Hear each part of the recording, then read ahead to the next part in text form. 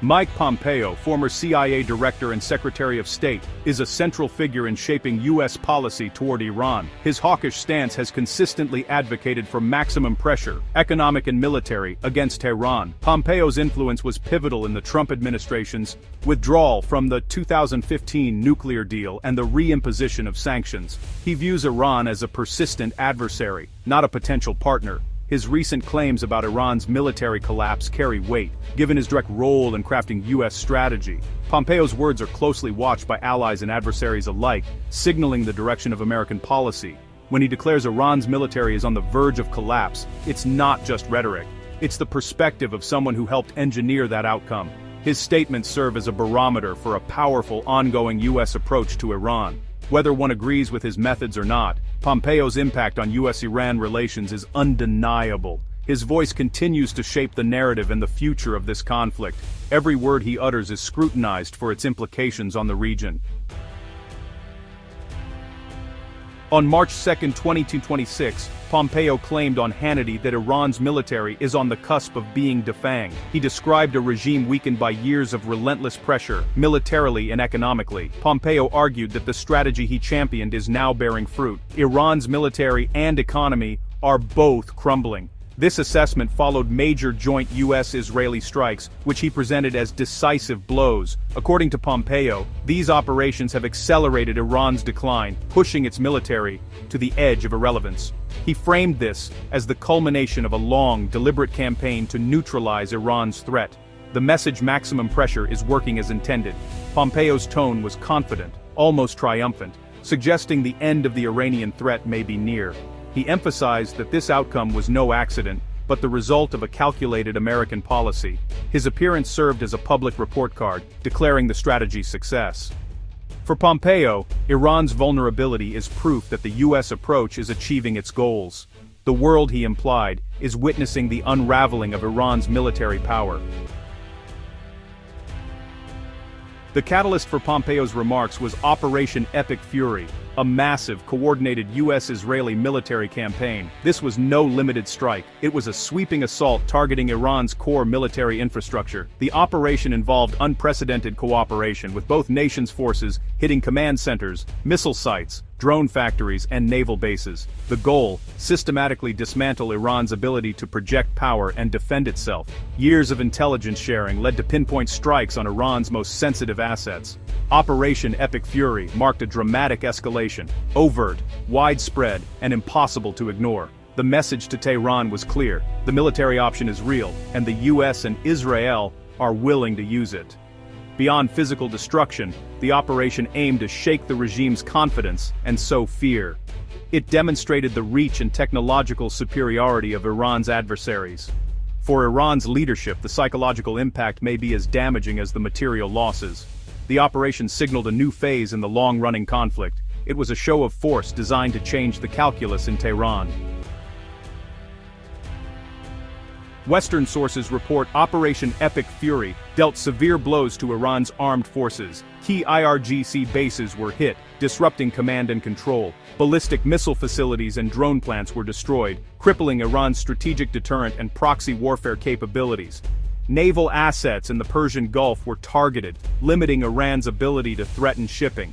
The economic cost is staggering. Rebuilding will take years and strain already scarce resources. Iran's military ambitions have been set back significantly. Morale has suffered. The ease of the strikes exposed gaps in Iran's air defenses and technological inferiority. For Iranian commanders, the sense of vulnerability is acute. The regime now faces the dual challenge of restoring its military and managing public perception. The strikes have left Iran's armed forces weakened and demoralized. The psychological blow may linger long after the physical damage is repaired.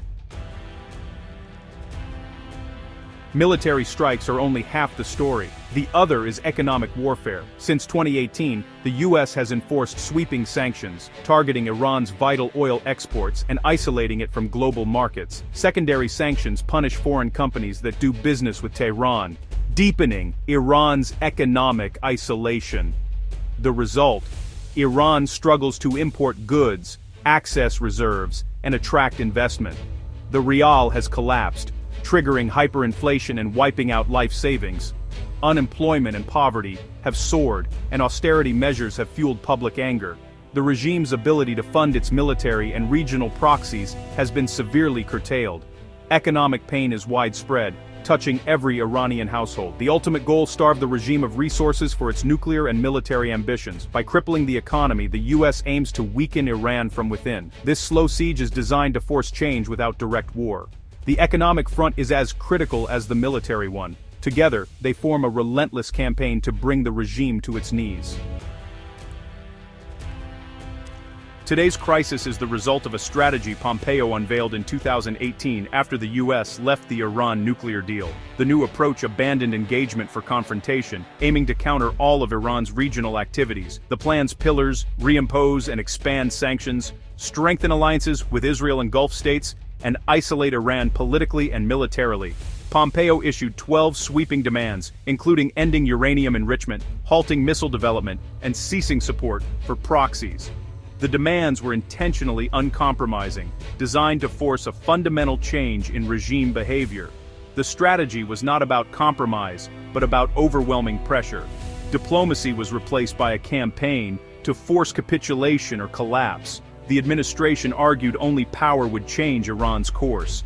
The events of 2026 are a direct continuation of this assertive posture. The groundwork was laid years ago. Now, the results are unfolding. The maximum pressure campaign is reaching its critical phase. The American strategy toward Iran centers on three goals. First, prevent Iran from developing nuclear weapons, seen as an existential threat by the US and Israel. Second, weaken Iran's military and curb its regional influence by targeting its support for proxies like Hezbollah and the Houthis. Third, support the Iranian people's aspirations for freedom, hoping economic and military pressure will fuel internal dissent. These goals are interconnected. A weaker economy means less money for weapons and proxies, and more pressure on the regime. The strategy aims to create a vicious cycle for Iran's leadership, compounding their problems on every front. The ultimate objective is fundamental change in Iran's behavior or leadership. Whether through internal uprising or regime capitulation, the US seeks a new direction for Iran. Every element of the campaign is designed to reinforce the others. The hope is that pressure will eventually force a transformation. Ordinary Iranians bear the brunt of this conflict. Sanctions and regime mismanagement have led to hyperinflation, poverty, and daily hardship. Once stable families now struggle for basic necessities. Economic pain has fueled waves of protest, often met with brutal crackdowns. Many Iranians resent both the regime and the sanctions, seeing themselves as collateral damage in a geopolitical struggle. The US expresses solidarity with protesters, but the reality is complex. Sanctions hurt the people as much as the regime. Some hope pressure will bring change, others fear it only strengthens hardliners. The regime has proven resilient, surviving decades of isolation. For now, Iranians are caught between external pressure and internal repression. Their hope for a better future remains uncertain, shaped by forces beyond their control. Pompeo's statements and Operation Epic Fury mark a decisive phase in US strategy. Iran's military and economy are described as nearing collapse, a regime at its limit. The leadership faces a stark choice: capitulate to US demands or risk further decline and possible collapse. A weakened Iran could mean regional stability, or chaos if the regime falls. The outcome is unpredictable.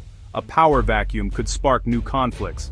The fate of Iran now hinges on the interplay of external pressure and internal resilience. The coming months will reveal if maximum pressure brings change or unleashes uncontrollable forces. The Islamic Republic stands at a precipice, its future and that of the region hanging in the balance. The world watches as history unfolds in Tehran.